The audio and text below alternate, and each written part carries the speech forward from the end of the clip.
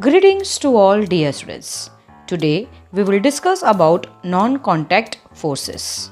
The force which can act even without any actual contact between the two objects is called a non-contact force. The three types of non-contact forces are: first, magnetic force; second, electrostatic force; and third, gravitational force.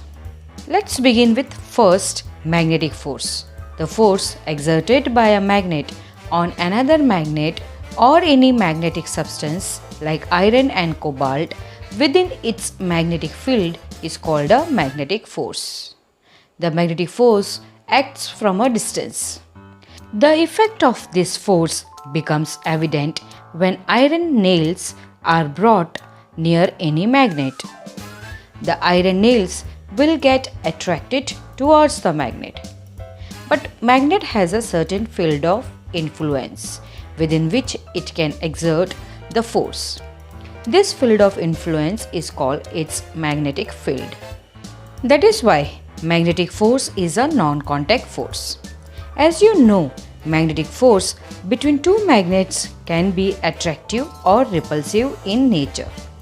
It is attractive between two unlike poles of two magnets, while it is repulsive in case of two like poles of the two magnets.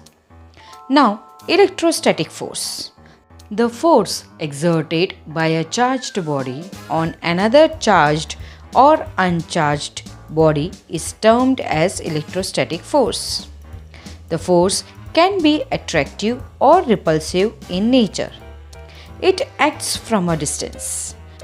Like a magnet, a charged body also has a field of influence within which it exerts the force. This field of influence is called the electric field. For example, when you rub a plastic comb several times with your dry hair and bring it near a heap of small pieces of paper, they are attracted by the comb. This is because on rubbing, the comb gets charged.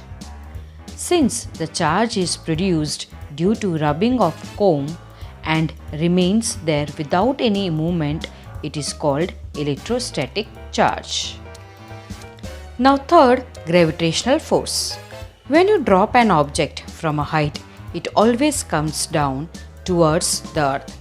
Even if you throw an object upwards, after going up to a certain height, it comes down towards the earth.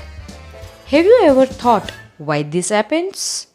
It happens because the earth pulls all objects towards its center. This pull exerted by earth on objects is due to the force of gravity. Gravity is not the property of earth alone. It is the force of attraction between all objects in the universe. Gravitational force is thus the force of attraction between all objects in the universe. The larger the mass, the larger is the attraction. The earth has a larger mass as compared to the objects on it. Hence, it exerts a greater pull on the smaller objects and we can feel it. The magnitude of gravitational force also depends upon the distance between the two objects. Like magnetic field, there is a gravitational field too. If a body leaves the gravitational field, it will no longer be pulled back by gravitational force. It is because of the gravitational force of the earth acting on us that we can walk conveniently on earth's surface, else we would have floated away. Now let's understand how weight is related to gravitational force.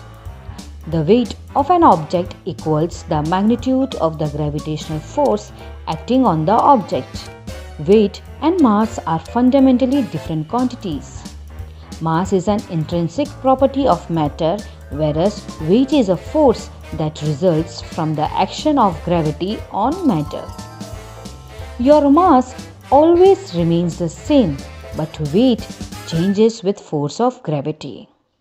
Force of gravity on the moon is 1/6 than that of the earth. This means your mass will remain the same whether measured on the Earth or on the Moon.